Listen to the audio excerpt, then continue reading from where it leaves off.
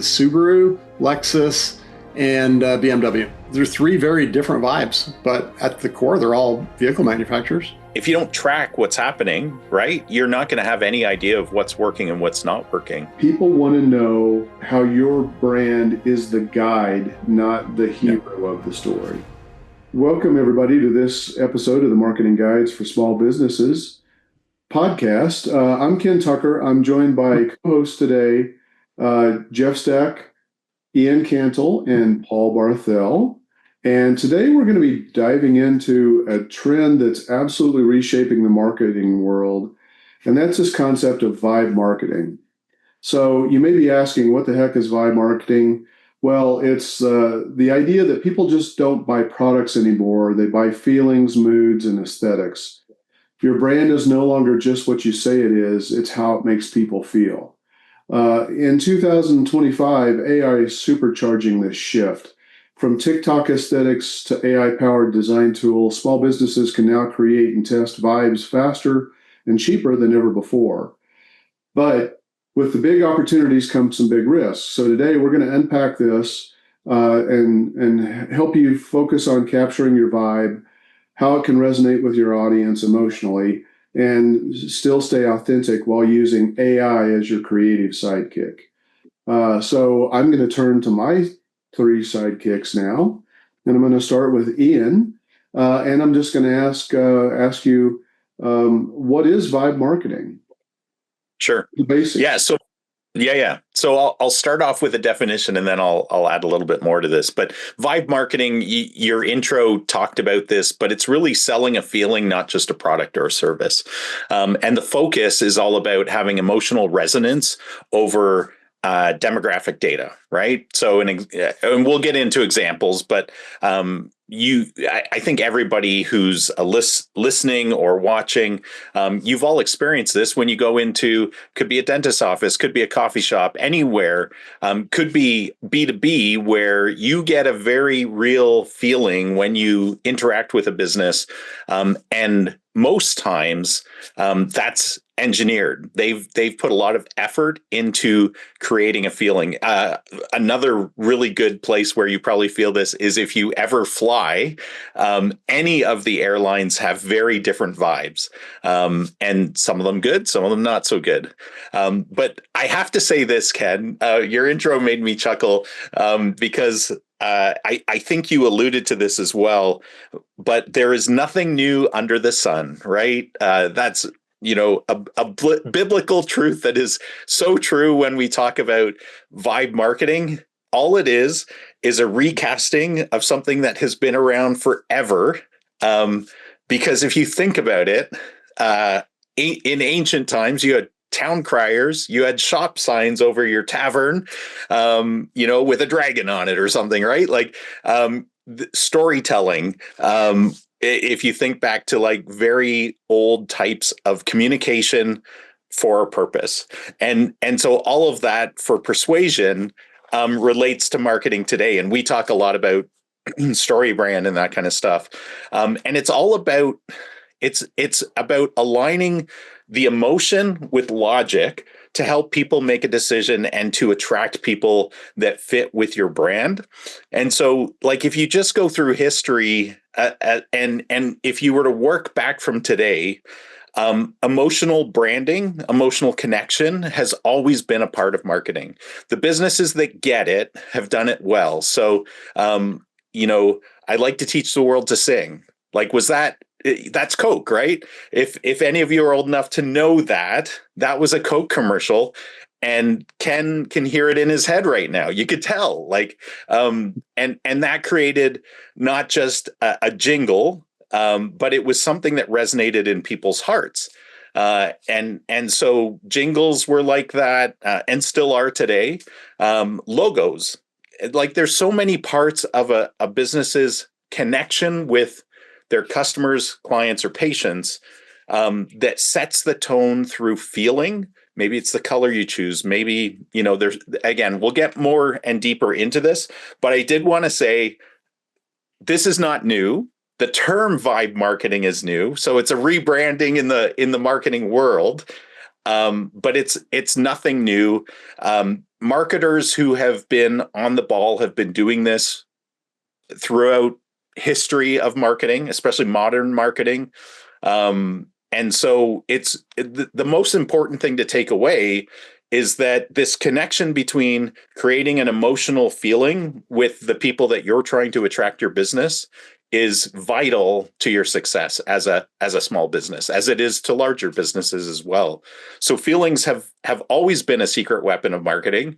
And so it's up to you to really create and craft what the vibe of your business is going to be as you put it out into the marketplace. Yeah, I think, emotions are so important. And, I had the good fortune to be able to sit in a workshop with Perry Belcher, who we had on a few weeks ago, for 3 days talking about basically what he's calling primal offers.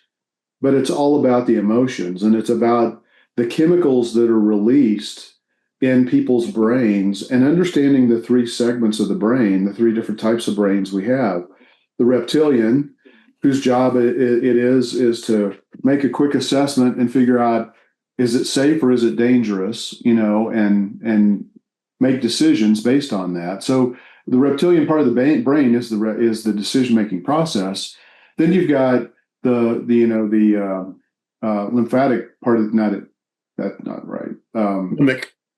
The limbic part of the brain. Yeah, there we go. I knew that wasn't right when I said it. And that's where the chemicals are released. And you need to take advantage of the chemicals because and get people to take action and buy in quickly, or get them to not run away quickly, because the neocortex, that part of our brain, its job is to say no.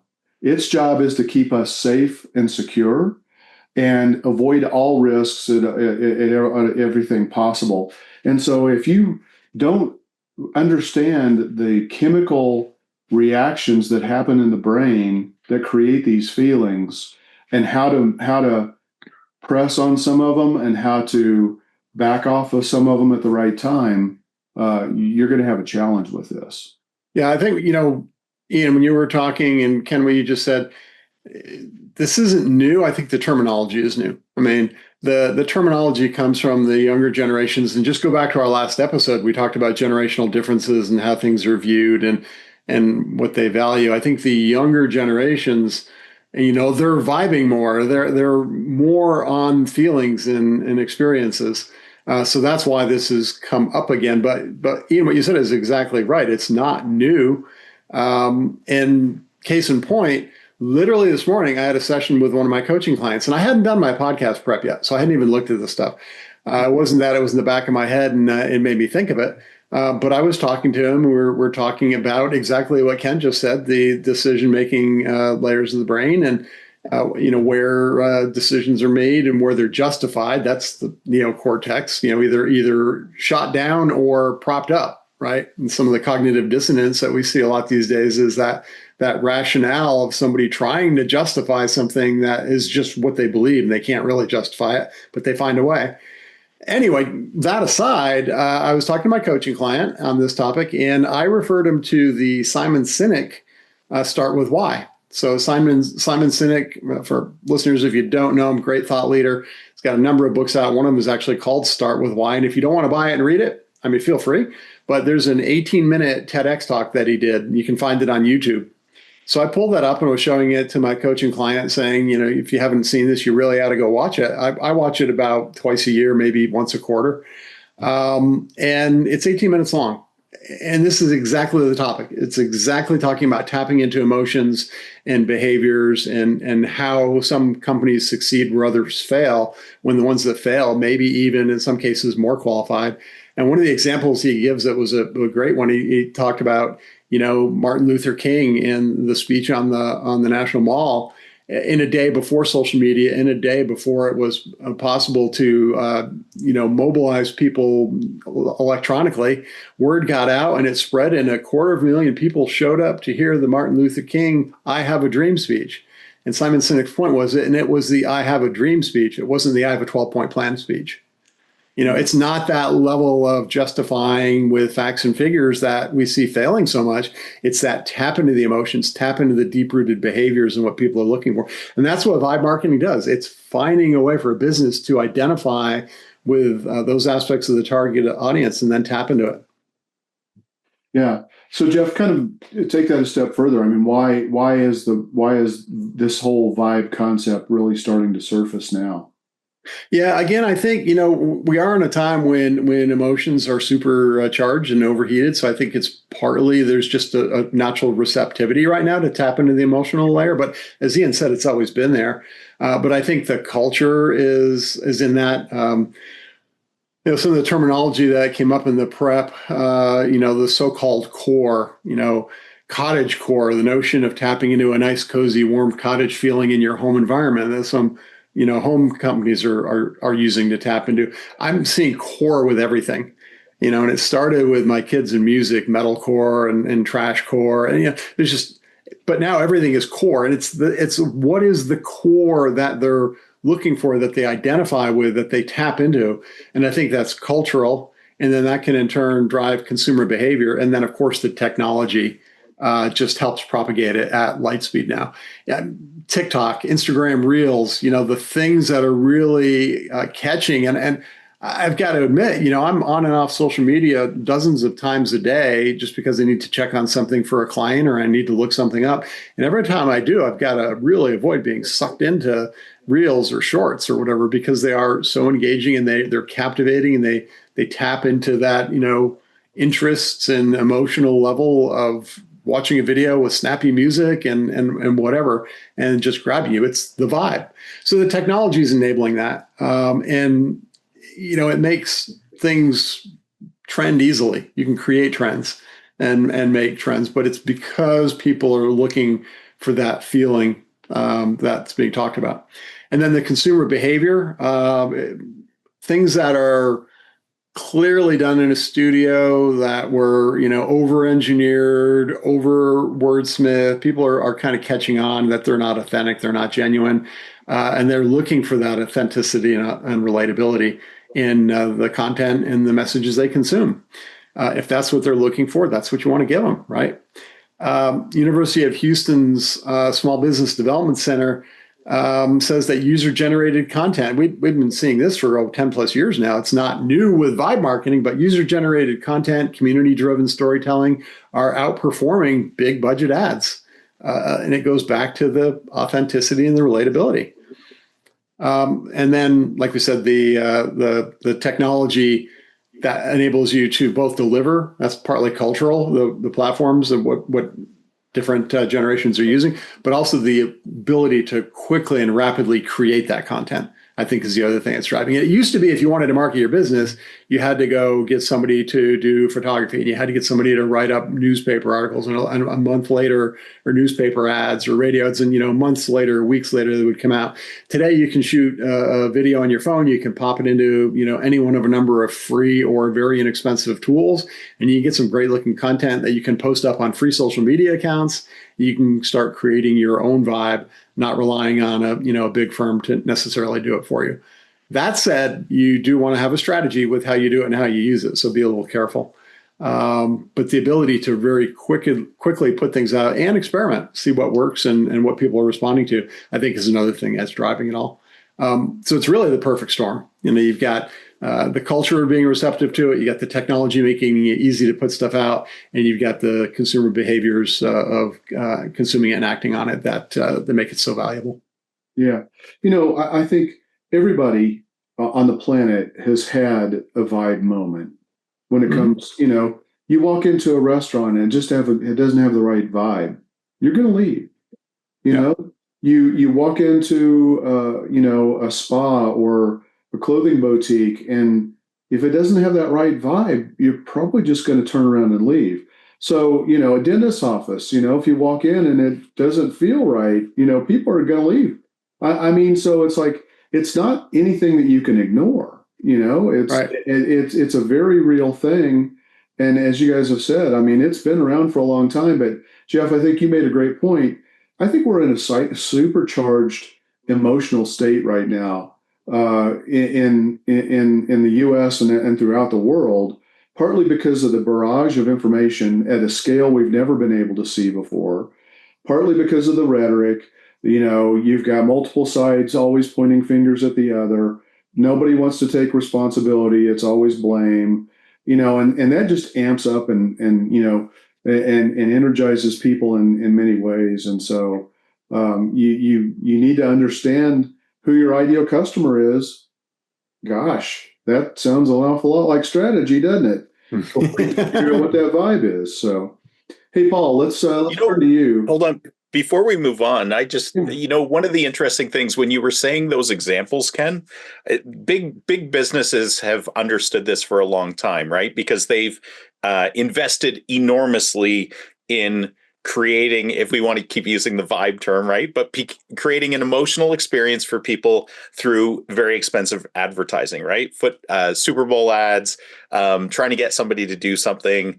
And then, but almost every single advertising, whether it's for small or large businesses, moves people. We've talked about the marketing hourglass and how you have to know, like, trust, try, buy, repeat, right? So all of that can be emotionally based. There can be vibe experience through each one of those. But where the rubber meets the road for especially every service business, but also for every brick and mortar business is, and sometimes if it's virtual connection through phone or Zoom calls, is the human contact, right? So, the example you talked about was you hear about it, you see advertising, or you've driven by a coffee shop numerous times. You've heard people talk about it on social media. It sets this emotional tone or vibe for this place. But until you actually go in and experience it for yourself, it's just theoretical, right? And I would say the critical point of any emotional connection with a prospective client or customer or patient is the human to human interaction, because that this is what I mean by big businesses have gotten this. They don't do it well necessarily, but they understand that this is where that emotional connection lives or dies, because it's the human to human contact that will either take the vibe up to the whole next level and create a human emotional connection, or it will break that because the people just don't understand how to convey what's being conveyed through the business from a brand identity emotional side. They're not getting it. If the people don't get it in your business, you will break all of that investment and equity that you've built up by trying to create a vibe, right? So, I just wanted to make sure people understood that we're not talking about this out there esoteric, social media program, although that can fit into it. Like, so many parts of your marketing can fit into this because it weaves through it, but you can't forget the human to human contact, because that is where this lives and dies. Yeah. Hey, look at the drug pushers. I mean, exactly. It's all about how great your life is going to be, and they got a pill for everything. And if you're not taking 57 pills a day, you're not a member of the Cool Kids Club.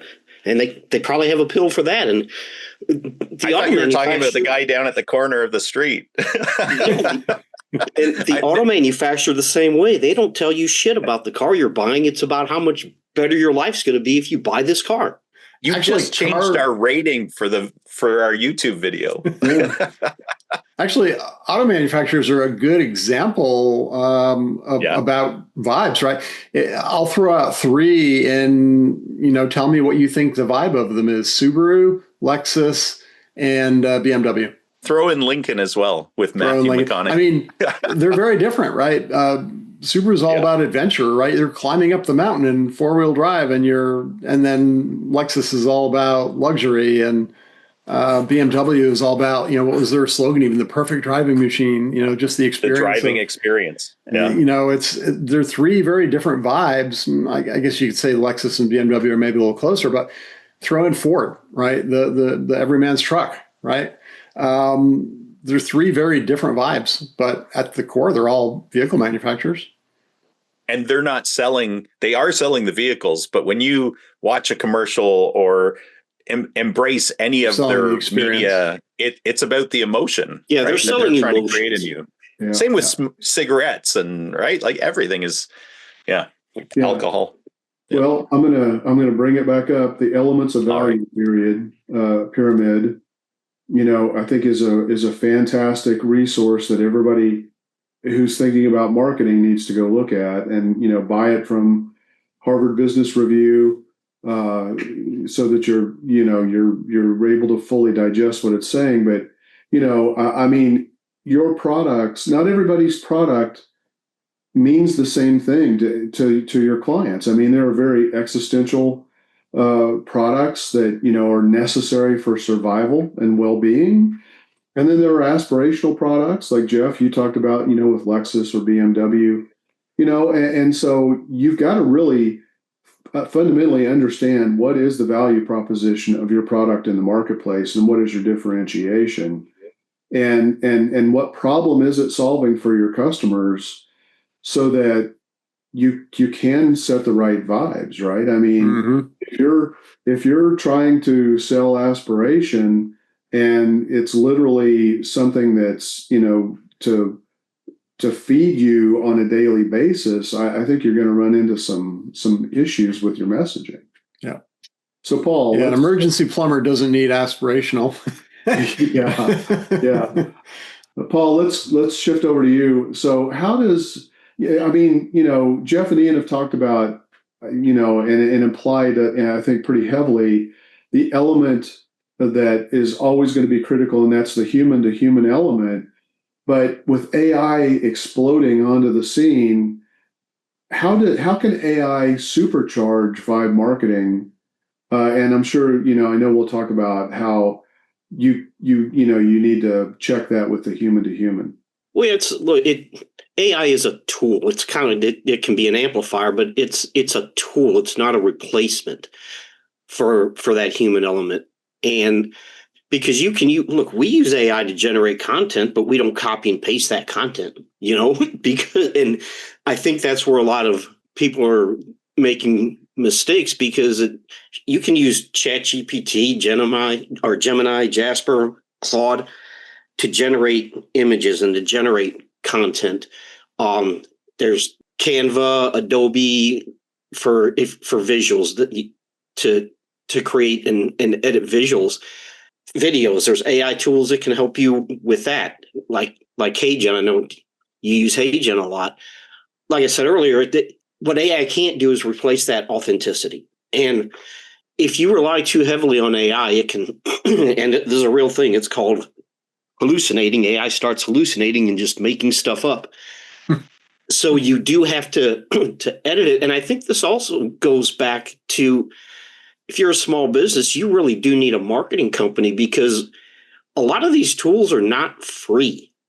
So whereas a marketing agency can buy these tools and spread that cost across all their clients, if you're a small business, it's going to get really expensive to pay for all these tools just to use them yourself. And in the long run, it'd probably be less expensive to pay a marketing agency, and they should know what they're doing. Whereas you're going to have, you or someone in your business is going to have to take the time to learn how to use these tools, because at the end of the day, it's data. And if you don't know how to interpret data that it's giving you, then you're going to make the wrong decisions.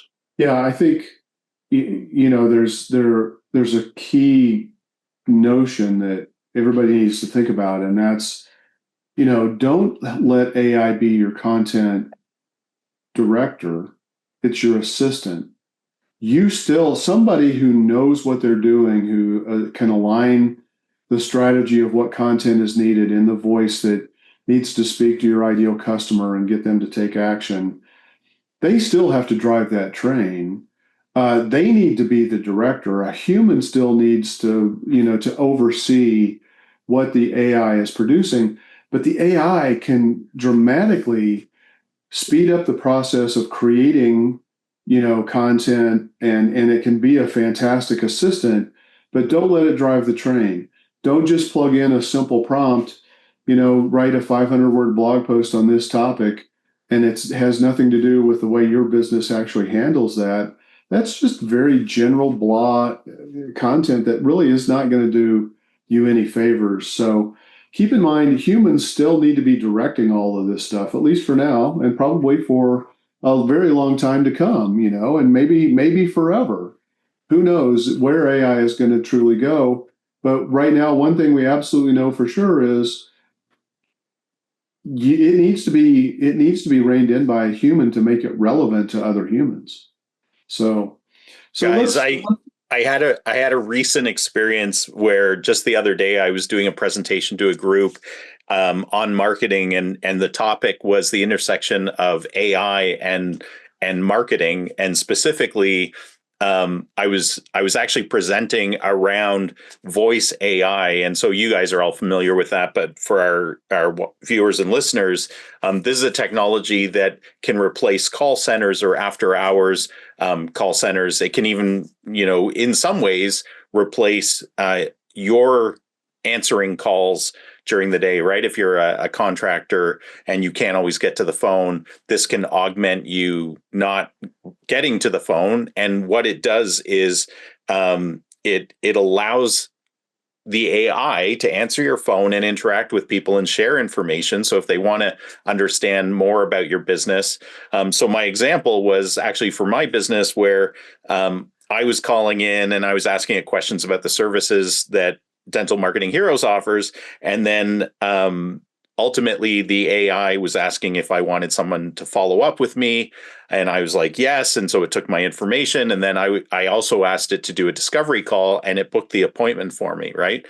And where this really connects with what we're talking about today is there's emotions that are created just through that interaction. So when I was presenting it, the room was hyper interested in this for many reasons, but in the follow-up, it was interesting to hear different people's comments or questions where some people were super excited about the technology because they could see the value in reaching people at the time when they were showing the greatest interest to push the relationship forward, right? There's a definitely a lack of emotional connection through the AI, but the emotion you're creating is immediacy. So somebody is calling you. Think about that. Somebody picked up the phone to call your business.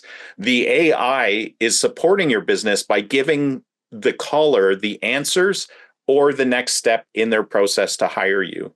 And so some people had a very emotional reaction to that, like, "Ugh, I don't like AI, pretending to be humans." And then others were so excited. So it was so interesting about that. But I think to me, that's the closest we're getting to, and it's an interesting question. What kind of vibe does that send about your business if you introduce that type of human to AI interaction through voice?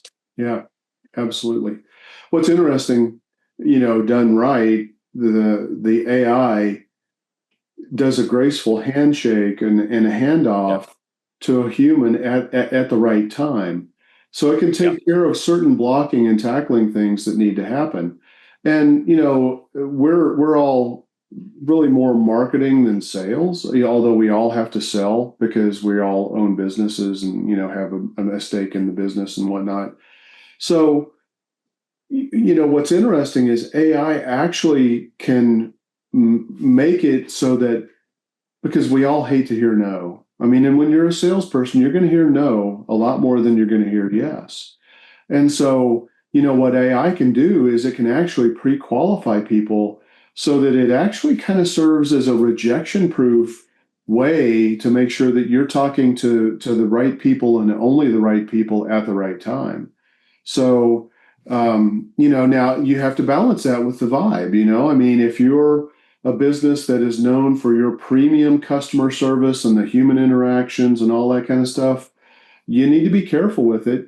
AI still has an important role, as Ian talked about, where it could be that great backup, because we also know that there are ridiculously strong statistics that say the first business to respond is going to win that business the overwhelming majority of time, even if they're the most expensive.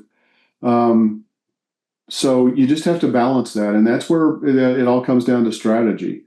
What I want to do now is I want to kind of do kind of a lightning rod where I want you guys to just kind of jump in and talk about how do small businesses actually do vibe marketing. So let's just kind of give them a playbook. Ian, I'll start with you, and then you guys just jump in and throw in additional steps that you think people need to take to be able to put together a vibe marketing program. Yeah, I think, it was mentioned already that you need a strategy as a business. You actually need to think about, what vibe do I want to create for my prospects, customers, patients, clients, right? So what is it that I want them to feel when they interact with my business, when they come into my dental practice or store or coffee shop? So I think that's the very first step. And one of the terms that you can use for that is the emotional anchor. Like, what's the emotional anchor that I want my marketing to kind of be held by? So you need to identify that. And there's a few ways that you can do that, right? You can, first of all, your salespeople, or you, if you're the primary salesperson in your business, you're interacting with people. You hear comments from them like, "Oh, I love this about your business," or "Oh, this wasn't as good."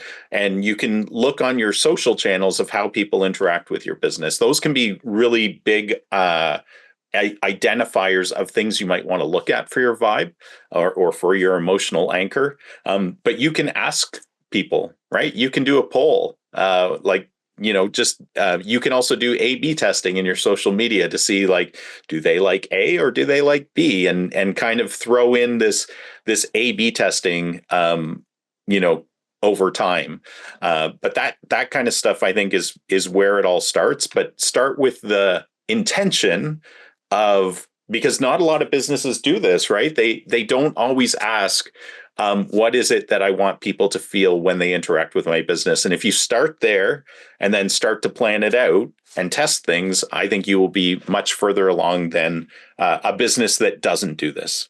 Yeah, I'm glad you kind of started out talking about, do your homework in the strategy piece too. So many times, we've seen businesses that are like, well, I know what everyone wants. I want to do X, Y, and Z. And if I want to do X, Y, Z, then becomes, I want to create a certain vibe, but your target audience won't respond to that vibe. It's not what they're looking for. It's not what they want. Then you're missing the mark. So that strategy piece is so important. But once you've got it, once you've validated it, I think then you need to express it consistently. It needs to permeate all things that you do. It's everything. It's the vibe, is the energy level you have. It's the appearance you have. It's the emotions you convey, the feelings, the attitudes. So everything from colors and fonts to copy tone to how you interact with people, how you treat them. There are businesses that kind of have been, I don't advocate it, but have been built on, almost kind of playfully verbally abusing people. Think about the old Seinfeld episode with the soup Nazi, right? It's the vibe that you go for. You've got to be consistent in how you do it, and always think about how it's making people feel, and the whole package, everything from when they first learn about you, first see about you, through the final experiences with, if they're a client that leaves you offboarding, if it's a repeat business, what keeps them coming back. You mentioned A/B testing. Yeah, never be complacent, never be sure that, hey, we've got it nailed. We won't need to change it for 30 years now, because you know what? You're going to have to change it. So be consistent with what you do. And part of that consistency is making sure that you're tapping into the emotional level of the audience you want to tap into, and then keep validating it. Paul, do you have any insights? Yeah, I was going to say, it's, AI can definitely help you scale, but gets into, you have to know what works. And the way what works is you have to test your AI, whether it's AI voice or AI chat, because when I'm putting together an AI, whatever, for a client, I usually ask them what questions, like the 10 or 15 most commonly asked questions they get, because hopefully they know better than me what questions their customers or prospects consistently ask, because humans are unpredictable. And there is no way to know what questions they're going to ask an AI agent, how they're going to interact with it. So you test it as best you can, and then you go back. You have to listen to the calls, see what people are asking, work that into your AI, usually work it into your prompt or the knowledge base, And you just keep doing that because it's never going to be perfect the first time. So you have to test it and you have to refine it.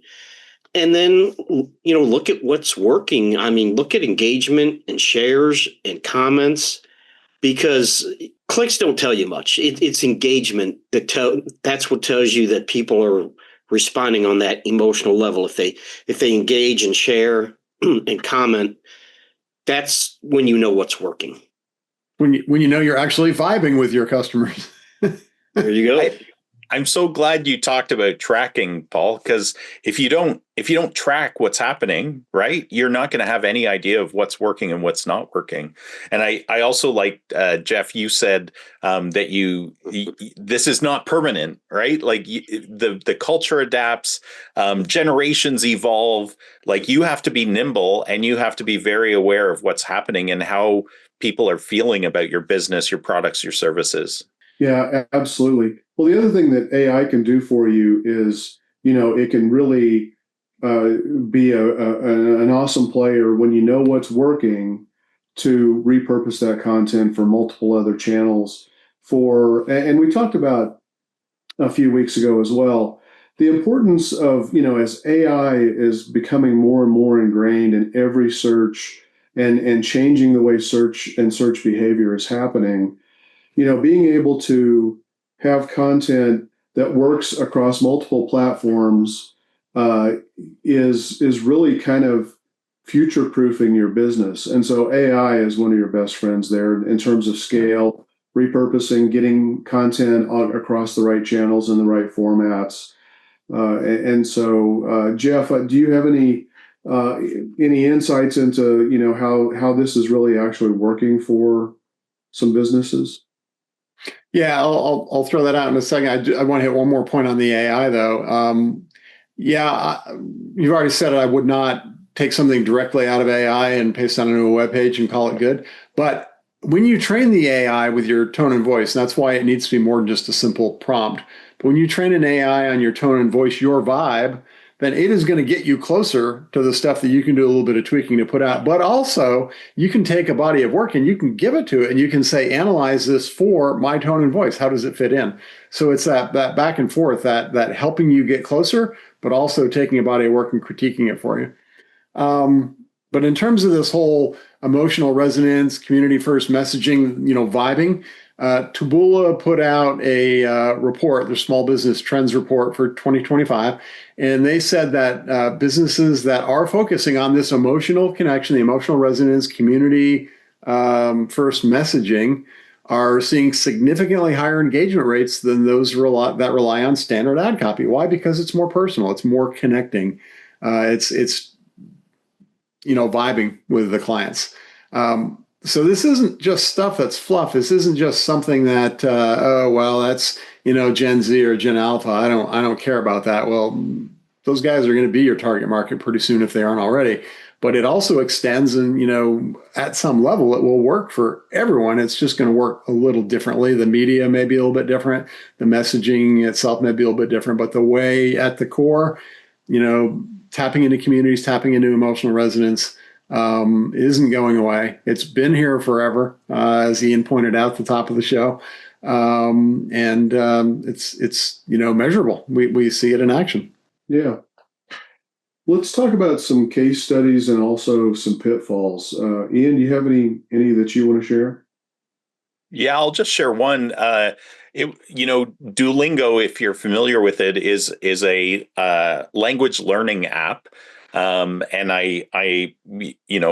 my kids actually got into it at one point because we were going to be traveling down to the Dominican, and my daughter wanted to learn Spanish, and so this was entirely self-directed because she actually was caught up in some of this vibing nature program that Duolingo did on TikTok, where they were doing kind of these funny, interesting, playful videos with their mascot. There was humor in it. But ultimately, the message behind it was that learning can be fun, right? And so they've really gamified the learning. So if you've tried Duolingo, if you haven't, you should, because it's actually pretty cool. It's kind of a fun way to learn a language. But from a vibe standpoint, they just created, if you like, at least I can think back to some of the super, super boring language models, not large language models, but language teaching models that I remember, like Rosetta Stone and some of the other platforms out there that hugely popular at the time. But they were all like so boring, right? Like it wasn't even about, what can you do with the language? It was just, here's your, 65 course meal of language learning on 65 CDs or something, right? Like, I don't know. I don't even remember it, but that's what comes to mind, the hokey commercials. And I think, part of this is Duolingo was a newer business. It was app-based. It was phone-based. It was interacting with people on a far different scale, but they built their brand around how do we create a very intuitive, welcoming, fun way of learning language. And they brought that out into all of the different pieces of marketing that they did. So they created a vibe around that. Jeff, how about you? Yeah, I think, there's tons of case studies out there. Fundamentally, they all come down to the same thing: figure out how to really connect with your target audience. And give you an example of the importance of that. If you look at coffee shops, and there's a very large national chain that has green and white colors, and it's very impersonal, right? You walk in any one, you're going to get basically the same experience. But contrast that with a local coffee shop. Shout out to my friends at West Pecan Coffee, by the way. When you be yourself, you be authentic, you kind of build your own vibe, you build a community that people want to gravitate toward. They want to support it. They want to help promote it. So, a nice cozy aesthetic, instead of the hustle and bustle of the commercial counter, can make a big difference. So how you decorate, the decor, the colors you use, again, trying to create a feeling and an emotional vibe, can make a big difference. There's another big case study. There was a company called Flipkart and then Cycle Agarbati. There was a festival called the Pongal Festival. I'm kind of looking at notes here now. Flipkart partnered up with Cycle Agarbati, and Cycle Agarbati does incense sticks. So what they did was they transformed bus stops into nostalgia-filled spaces that would evoke the sense and memories of Pongal, this big festival. So this was a real-world installation to kind of bring people back. And again, the sensory inputs, by the way, are very, very powerful emotional connectors. So if you can do something sensory, it can really connect with people. Realtors, you walk into a house to buy a house, and what do? They have chocolate chip cookies baking in the oven, right? You're not there for the cookies, but those cookies invoke an emotional response to growing up. Anyway, this incense company, they created these real world installations to do sensory triggers. And what happened there, they just went through the roof, right? Tapped into the nostalgia, the emotional blocks, the memories of family gatherings and different smells, and it activated their campaign. People started responding to it. The media got wind of it. The media picked up on it and kind of amplified and created this engineering terms positive feedback loop that it grew bigger and bigger, and really helped build their brand presence and then retain their clients long past just the time when that festival was going on and they were tapping into it. There's all kinds of examples of that. I think I kind of pulled a couple of them out just rambling. But again, think of vibes and emotions and feelings and how you tap into that, and you'll be a lot more memorable. Yeah, something that I think is it's a real easy trap to fall into, and it's selling features, instead of the feelings and the benefits and the outcomes and the experiences that people are going to have. A lot of people they want to say, oh, our solution does this, this, this, this, and this. And they're so feature focused that people are like, okay, cool. I don't even know what most of these features are, but they know how they want to feel. They know the problem they want solved and how when that problem is solved, that burden is taken away from them, how they want to feel. That's what we're really talking about here, folks. Mm-hmm. So, Paul, let's talk about the flip side where businesses have been trying to chase every trend that's out there. They're trying to create one vibe one week and then another vibe the next week. And what impact does that have, and how does that potentially hurt a business? Yeah, don't do that, because it goes back to strategy, really, and what is your brand message? Because if you don't want to be chasing every shiny object that comes along, because a lot of business have shiny object syndrome, and you're just going to confuse your messaging. You're going to confuse your prospects or your customers, and you're not going to have a clear, identifiable brand message. And if there's this big trend right now in communities, and like the Dollar Shave Club took advantage of that, where they didn't really talk about the features or the razor specs. They did a little bit, but it was about, you were basically buying a membership. Okay. You were a part of something, and they were very successful at that. And look at the Old Spice commercials. It's like, I think one of their things was the man your man could smell like, or something like that. And now they have their wives or their girlfriends are stealing their Old Spice body wash and using it. And Procter and Gamble did because Procter and Gamble likes to think they're family focused. I don't know if they are or not. I don't think they are, but they did this Thank You Mom campaign during the Olympics, and it was based on storytelling and pride in being a mom. And they all worked because like you just said, they weren't focused so much on features. It was about the emotional benefit, which is what we've been talking about during this whole podcast. And that seems to be working. Like Ian said at the very beginning, none of this is new. It's just, it has changed to a certain degree, and the terminology has changed, but none of this is really new. Yeah, that Procter and Gamble commercial was actually really powerful because, it showed kids growing up and, trying and failing and, in their athletic endeavors and getting hurt. And a mom was always there. And, you had no idea what the commercial was for, in terms of brand or product until the very end. But they completely captivated you, and they pulled on the emotions that so many people have. And even if you're not an athlete, you can still identify, because you could say, yeah, you know what, my mom was there to come along and help me out in my situations too. And it just drew people in. And so everybody was really pulled to that commercial. Very powerful.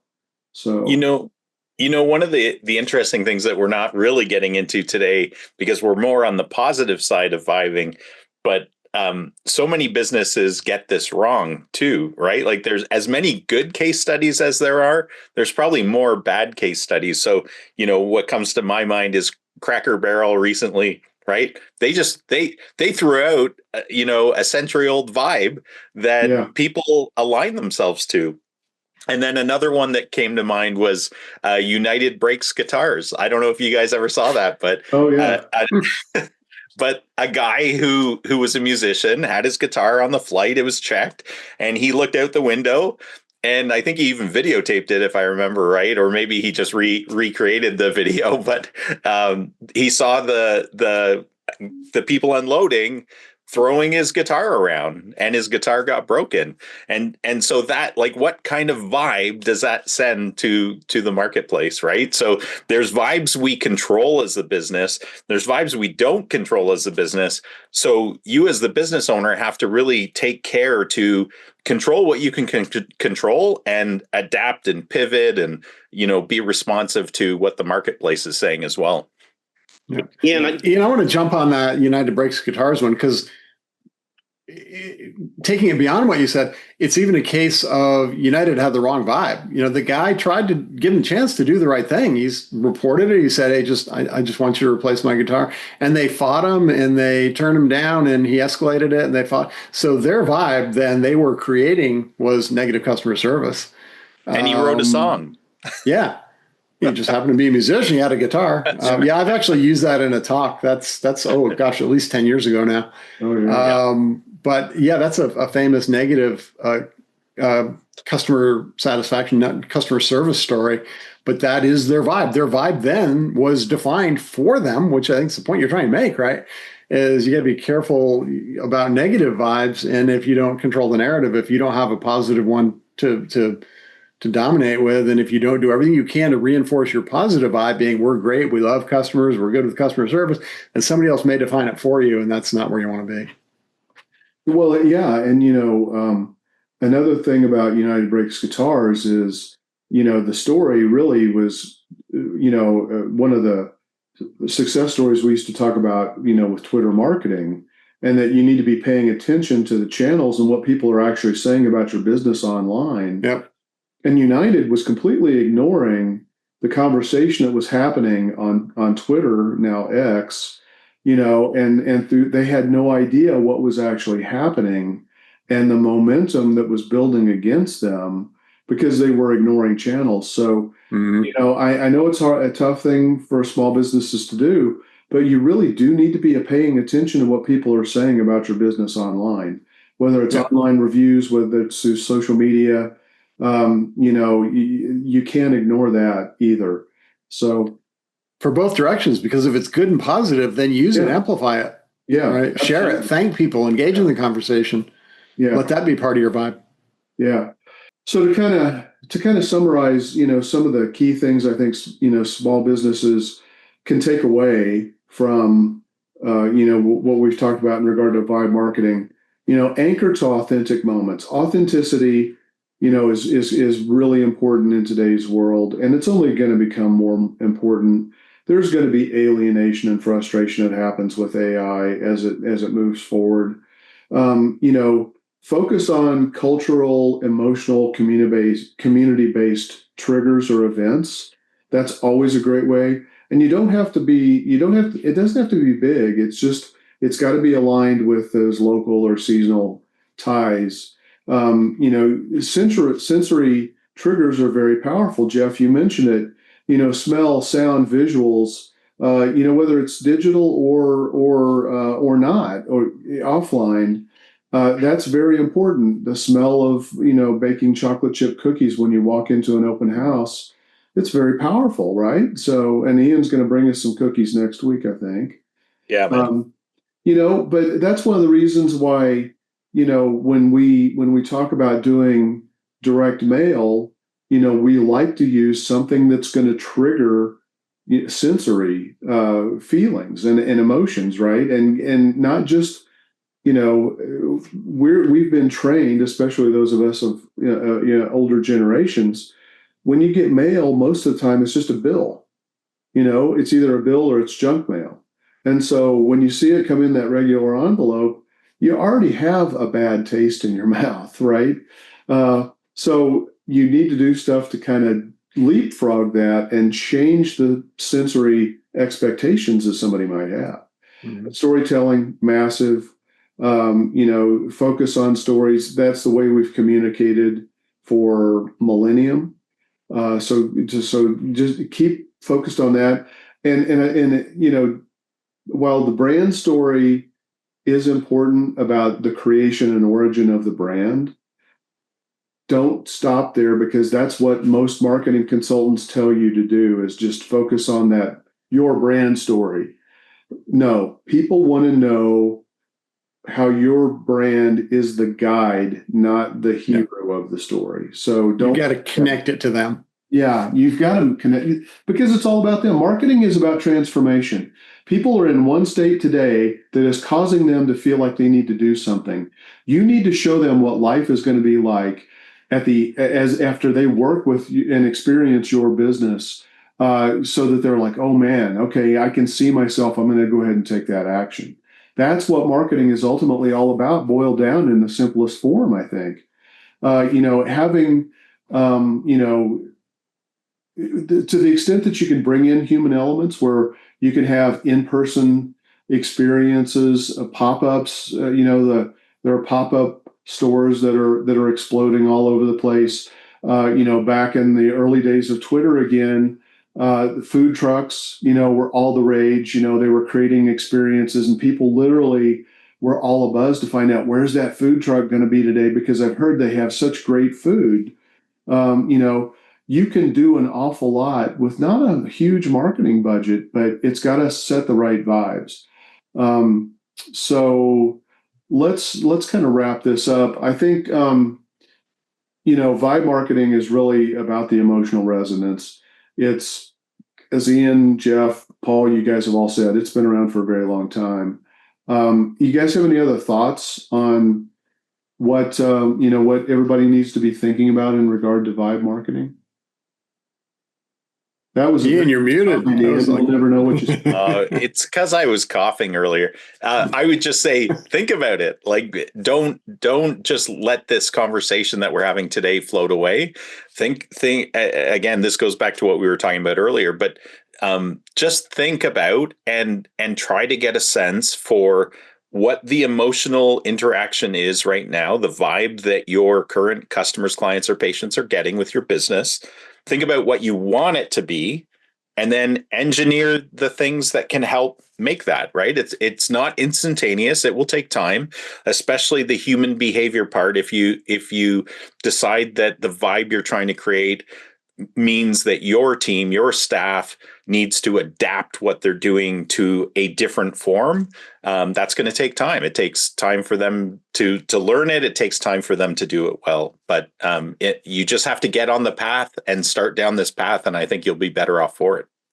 Yeah, Ian, I'm glad you used the term engineer, because one of the things that popped into my head as we're recording this is the difference between manufacturing a vibe and engineering a vibe. Manufacturing a vibe, you run the risk of being disingenuous, if you don't have the authenticity. So taking it back to that, if you're trying to manufacture a vibe that's not you, or you have no business, it's you're going to come across as being fake. If it's something that's new to your business, but it's still part of you and part of your DNA, then you can engineer that growth in that direction and that shift. But if you're trying to manufacture something fake just to tap into some demographic or some vibe that you think is the right one, you got to be a little bit careful. So work on the expansion and engineering, but not manufacturing something that isn't really there to begin with. Yeah, great point, Jeff. But at the same time, as you're focusing on the engineering, realize that AI is a great way for you to test vibes. Yep. Super easy to do, whether it's an Instagram reel or a social media post. Operate from the engineering perspective that Jeff talked about. Don't just throw stuff out there willy-nilly and see what sticks.